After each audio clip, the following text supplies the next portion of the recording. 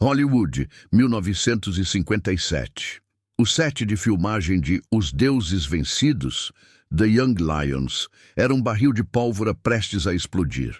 De um lado, você tinha Marlon Brando, o deus do método, o homem que mudou a atuação para sempre com seu suor, seus sussurros e sua intensidade psicológica quase dolorosa. Brando não apenas atuava, ele sangrava diante das câmeras. Ele precisava sentir a dor do personagem, precisava desenterrar traumas de infância, precisava transformar cada cena em uma sessão de terapia freudiana. Do outro lado havia Dean Martin, o cantor, o ex-parceiro de comédia, o homem que via a atuação não como uma arte sagrada, mas como um trabalho agradável que pagava suas contas de golfe e uísque. A crítica especializada já estava afiando as facas, prevendo que Brando engoliria Dean vivo. Eles diziam que colocar Dino ao lado de Brando era como colocar um gatinho doméstico na jaula de um tigre faminto.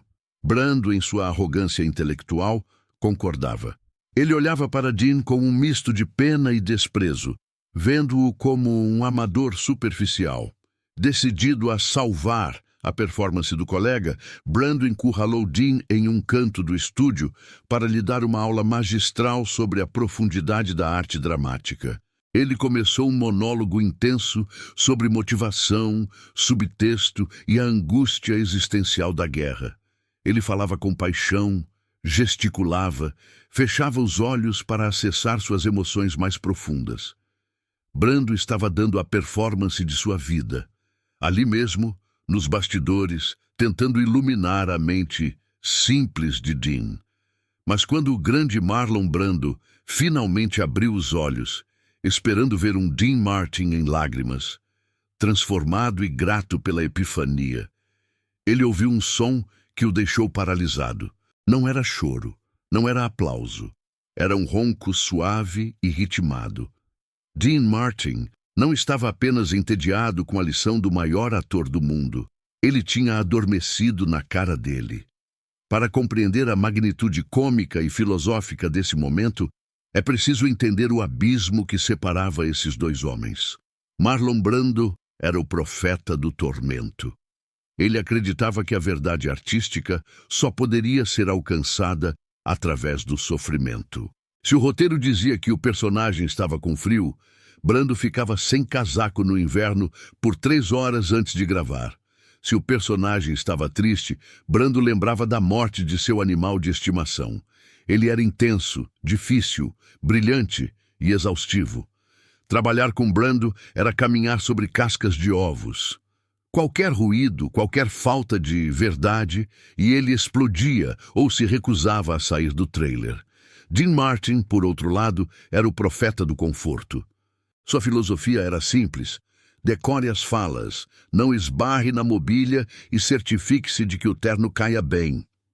Para Dean, a atuação era fingimento. E se você é bom em fingir, por que precisa sofrer de verdade? Ele achava o método de Brando uma bobagem pretensiosa. Para que sentir frio de verdade? Dean perguntava. É só tremer e bater os dentes. É para isso que nos pagam. A tensão no set de Os Deuses Vencidos era palpável desde o primeiro dia. O filme também contava com Montgomery Clift, outro ator do método, neurótico e frágil. Brando e Clift formavam uma dupla de sofrimento, competindo para ver quem era mais torturado. Dean caminhava entre eles como um turista em um manicômio, assobiando, contando piadas para a equipe técnica e perguntando a que horas seria servido o almoço. Brando interpretou a leveza de Dean como incompetência. Ele sentiu que era seu dever, como sumo sacerdote da atuação, elevar o nível daquele cantor de boate. Brando começou a fazer pequenos comentários, sugerindo como Dean deveria ler uma frase, ou como ele deveria posicionar o corpo para expressar a dualidade do homem. Dean apenas sorria, dava um trago no cigarro e dizia: "Claro, Marlon, o que você disser, Pele." A situação atingiu o clímax numa tarde quente de filmagens. Havia um atraso na montagem da luz. Brando viu Dean sentado numa cadeira de lona, lendo uma revista em quadrinhos ou talvez as colunas de fofoca, completamente relaxado. Aquilo ofendeu Brando. Como ele podia estar tão calmo antes de uma cena dramática? Brando puxou uma cadeira e sentou-se de frente para Dean, bloqueando sua luz. "Dino", começou Brando, com aquela voz anasalada e magnética. "Eu tenho observado você. Você tem presença, claro, mas você não está lá, você está na superfície. O público sabe quando você está mentindo." Dean baixou a revista, suspirando internamente. Ele sabia que lá vinha a palestra. "Escute, Marlon", disse Dean, tentando ser diplomático. "Eu só estou tentando fazer o meu trabalho. O diretor diz ação, eu falo, ele diz corta, eu vou para casa." "Não, não, não", interrompeu Brando. "Isso não é trabalho, isso é operariado. Nós somos artistas. Você precisa encontrar a dor, Dino. Onde está a sua dor? Pense na sua infância. Pense em algo que te machucou. Traga isso para os olhos. Você precisa deixar o personagem possuir o seu corpo." Brando começou a entrar em transe. Ele começou a falar sobre Stanislavski, sobre a memória afetiva, sobre como ele se preparou para Sindicato de Ladrões. Ele falava sobre a responsabilidade do ator de refletir a condição humana. Ele falava baixo, hipnotizante, fechando os olhos, balançando a cabeça, perdido em seu próprio labirinto de genialidade e ego. Dean Martin tentou ouvir. Sério. Ele tentou. Ele olhou para Brando por cerca de 30 segundos, mas a voz de Brando era monótona. O calor do estúdio era soporífero. E Dean tinha jogado 18 buracos de golfe naquela manhã. Além disso, Dean tinha uma habilidade sobrenatural de desligar o cérebro quando alguém começava a se levar muito a sério. Brando continuou falando por 5, 10 minutos. Ele estava dissecando a psique do soldado americano. Ele estava derramando sua alma. Você entende, Dino? A dor é o combustível. Sem dor, somos apenas bonecos. Você precisa sentir o peso do mundo. Brando fez uma pausa dramática.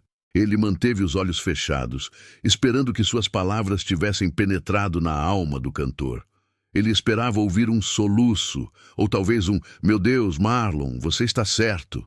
Em vez disso, ele ouviu zzz, piu, zzz. Marlon Brando abriu os olhos. A cena diante dele era inacreditável. Dean Martin estava com a cabeça caída para o lado, a boca ligeiramente aberta, a revista escorregando do colo. Ele estava dormindo, profundamente. Ele não estava apenas cochilando, ele estava em sono REM. Brando ficou vermelho. A veia em seu pescoço saltou. A indignação foi tanta que ele ficou sem fala. Ele tinha acabado de dar a maior aula de atuação gratuita da história e o aluno tinha apagado. Montgomery Clift, que passava por perto e viu a cena, teve que cobrir a boca para não rir alto. A equipe técnica, que adorava Dean e tinha medo de Brando, fingiu estar ocupada com os cabos, mas todos trocavam olhares divertidos. Brando se levantou furioso. Ele chutou a perna da cadeira de Dean. Dean acordou num sobressalto, piscando, sem perder a compostura por um segundo. Ele ajeitou a gravata imediatamente. "O quê? Já é hora do almoço?" perguntou Dean, olhando ao redor com inocência genuína. Brando olhou para ele com incredulidade. "Eu estava falando com você, Martin. Eu estava tentando te ensinar algo importante. Você dormiu enquanto eu falava." Dean olhou para Brando, deu aquele sorriso preguiçoso de canto de boca e disse a frase que definiu sua carreira. "Desculpe, Marlon, mas você fala tão macio que parece uma canção de ninar. Além disso, eu sonhei que estava atuando muito bem. Isso conta como o tal do método?" Brando bufou e saiu pisando duro para o seu trailer. Ele ficou lá por 1 hora, recusando-se a sair. Mas aqui está a reviravolta irônica dessa história. Quando as câmeras finalmente rolaram, Quando o diretor Edward Dmytryk gritou "ação", algo mágico aconteceu. Brando fez sua cena, cheia de pausas, angústia e intensidade. E Dean Martin fez a dele, simples, direta, sem afetação. No filme, há uma cena em que o personagem de Dean, Michael Whitaker, confronta sua própria covardia. Ele não grita, ele não chora convulsivamente, ele apenas olha para o vazio com uma tristeza resignada. É uma atuação contida, minimalista e devastadoramente real. Quando o filme foi lançado, os críticos ficaram chocados. Sim, Brando estava excelente, como sempre, mas Dean Martin estava soberbo. Ele roubou cenas do maior ator do mundo simplesmente por não tentar competir com ele. Enquanto Brando gritava, Dean sussurrava. Enquanto Brando era a tempestade, Dean era a rocha imóvel. Anos mais tarde, o próprio Brando, em momentos de rara humildade, admitiu que subestimou Dean. Ele disse a um amigo: "Aquele filho da mãe me enganou. Eu pensei que ele estava dormindo porque era preguiçoso. Mas ele estava dormindo porque ele não tinha medo. Eu preciso de 3 horas para entrar no personagem. Ele entra no personagem no tempo que leva para apagar o cigarro. Isso não é justo."